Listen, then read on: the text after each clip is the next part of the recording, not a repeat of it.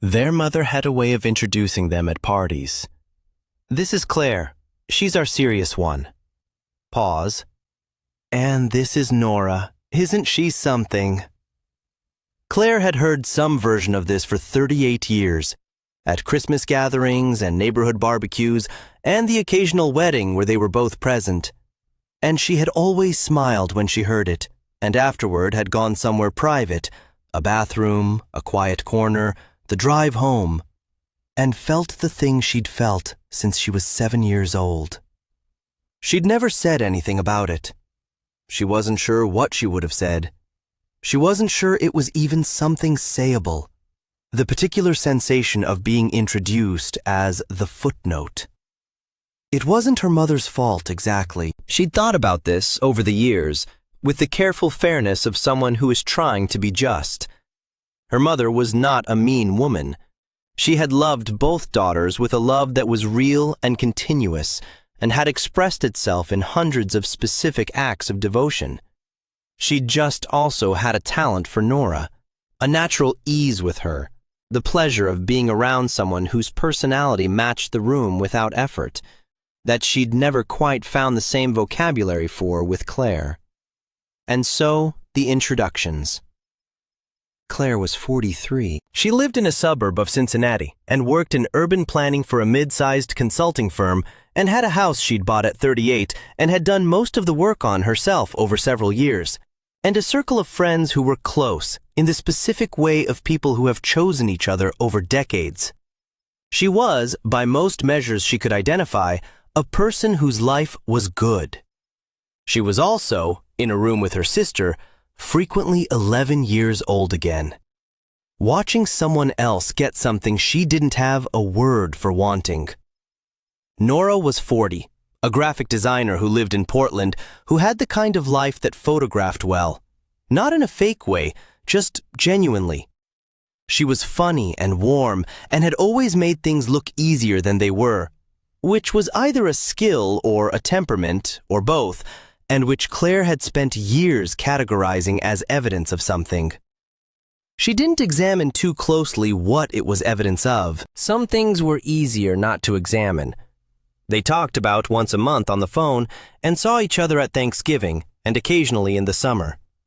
The relationship was fine, functioning. The word Claire would have used if asked was fine, with the knowledge that fine covered a lot of territory. Nora called on a Wednesday in September. "I need to tell you something," she said, "and I need you to just let me say it before you respond." This was new, this phrasing. Claire sat down. "Okay," she said. "I got the commission," Nora said. "The museum one. The one I've been going after for 2 years. It was a significant thing. A permanent installation at a regional museum. The kind of project that was genuinely career-defining. The kind that Nora had been working toward in a deliberate way that was different from her usual mode. She'd talked about it on and off for the past 2 years, not constantly, but with the specific quality of someone carrying something they don't want to put down. "Congratulations," Claire said. The word came out correct in tone. She'd checked before she said it. "Thank you," Nora said. She paused. I really needed to tell you first, before I tell anyone else." Another pause. "I don't know why exactly." Claire looked at the wall of her kitchen. She thought about what she was supposed to say next, and then she thought about what she actually felt, and they were not the same thing, and she chose the former. "That's a huge deal," she said. "You worked really hard for it." "I did," Nora said. "It doesn't usually work out when you work hard. I wasn't sure it would. But it did." But it did. They talked for 20 more minutes. Nora talked about the project, what it would involve, the timeline, the specific fear she had about it now that it was real. Claire listened and asked reasonable questions and said the things that were true, which was that Nora was good at this, and the museum was lucky, and it made sense that it had happened. She hung up and sat at the kitchen table. The feeling was familiar. She'd have recognized it in a lineup, had been recognizing it for 3 decades. It was the feeling that something had been confirmed, not about Nora, who hadn't done anything wrong, but about the general architecture of things. The world was arranged in a certain way, and Nora occupied a certain place in it, and Claire occupied another, and this was more evidence. She knew this wasn't reasonable. She wasn't a child. She understood intellectually that her sister's success was not a subtraction from her own anything, that the world was not a zero-sum system in which Nora's good fortune came at her expense. She knew this. It was also entirely insufficient to make the feeling go away. She called her friend Gretchen, who was the person she called for these particular conversations, and talked around the edges of it without saying the word. "You're allowed to be happy for her and also feel something else simultaneously," Gretchen said. "I am happy for her." "Claire, I am, mostly." What's the mostly part? She tried to locate it in language, which she was not always good at. "It's like..." She stopped. "Like I've spent my whole life taking things seriously and working at things carefully and not expecting them to be easy, and she makes it look..." Does she make it look easy, or does she just not show the hard parts? Claire held the phone. "I don't know," she said. "That might be worth thinking about," Gretchen said. She thought about it for a few days. The family mythology around her and Nora had been constructed over years and had the durability of things that start as observation and calcify into identity. Claire was the serious one. Nora was the luminous one. Claire worked hard. Nora was naturally gifted. These were not things anyone had said explicitly, not as a judgment, just as description, the shorthand of a family trying to understand 2 different people. But description had a weight. You could live inside it without knowing you were living inside it, could start to see yourself through it, could spend years making choices that confirmed it because the confirmation was at least a known thing, at least consistent with who you'd been told you were. Claire had never, she realized, asked Nora what it was like to be Nora. She'd assumed it was easier. She'd been so certain of this that she hadn't thought to ask. Nora came for Thanksgiving. This was the usual arrangement. She flew in, stayed 4 days, shared the house with Claire and their mother who'd flown in from Phoenix, which was a contained but full situation that required management. The first 2 days were fine. The 3rd day, Thanksgiving itself, was also fine, which in family terms meant nobody said anything that couldn't be recovered from. The 4th day, the morning before Nora's afternoon flight, they were in the kitchen cleaning up from the previous night, and their mother was still asleep, and they were moving around the kitchen with the practiced efficiency of people who had done dishes together since childhood. Nora said, "Can I tell you something weird?" "Sure," Claire said. "I've been jealous of you since I was about 12. Claire stopped drying. "I know," Nora said. "I know it's weird, given everything." She was not looking at Claire. She was looking at the dish she was washing. "But you had this.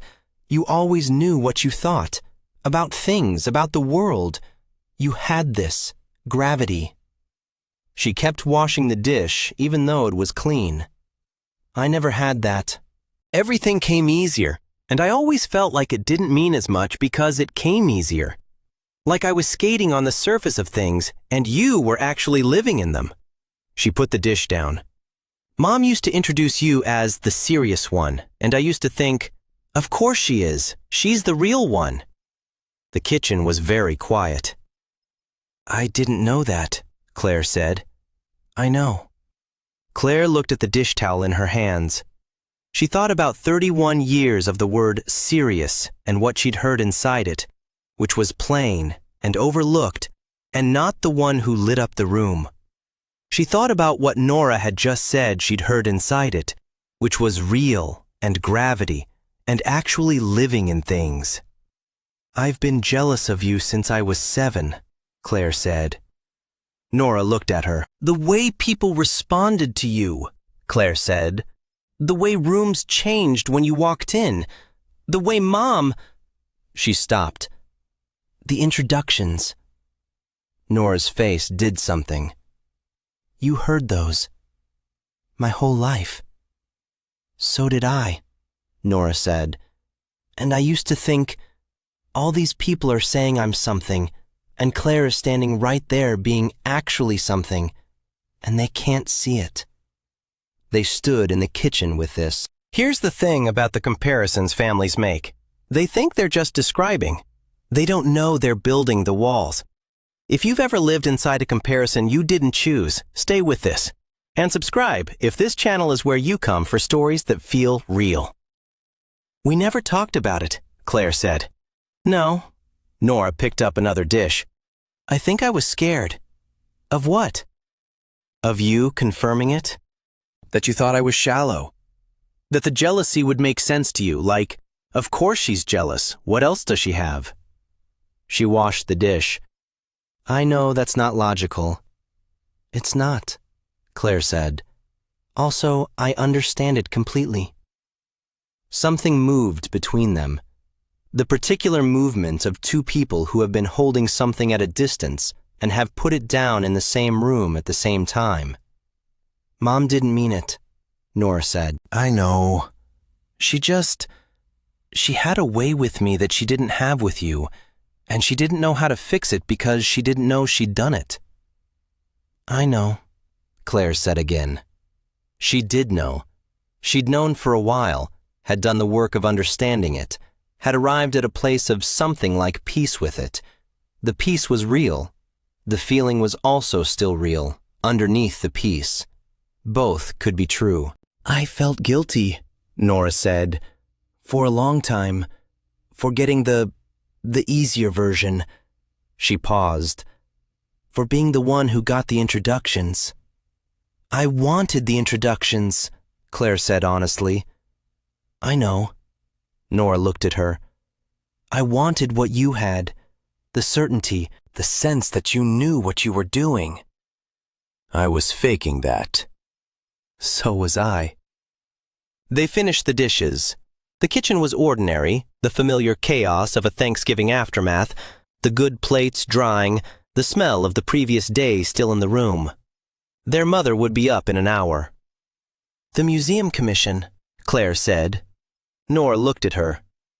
I felt something when you told me, Claire said. That's true. I'm not going to pretend I didn't. She paused. But I was proud of you. Those two things were both there. She held Nora's look. And I want you to know I'm proud of you. The part where I was proud was real. Nora's eyes were bright. Thank you, she said, quietly. You worked for it, Claire said. You wanted it specifically, and you worked for it for 2 years, and it happened. That's not luck. That's not the universe arranging things in your favor. She paused. That's you. Her sister stood in the kitchen and received this. They were not, by lunchtime, transformed into the sisters they'd never been. They didn't do a sudden and complete accounting of 31 years of unexpressed feeling over the Thanksgiving dishes. But something had shifted. Something that felt like a door that had been stuck being opened, not dramatically, just enough to let air through. Their mother came downstairs at 9. She made coffee in the way she'd been making coffee in this kitchen for years, and the three of them had breakfast together, and their mother told a story about something in Phoenix that had been mildly ridiculous, and Claire laughed, and Nora laughed, and it was ordinary in a way that ordinary can be after something real has happened. Before Nora left for the airport, she hugged Claire. Not the brief, appropriate hug of their usual goodbyes, the other kind. I'm going to call you more, Nora said. Okay, Claire said. I mean it. I know you do.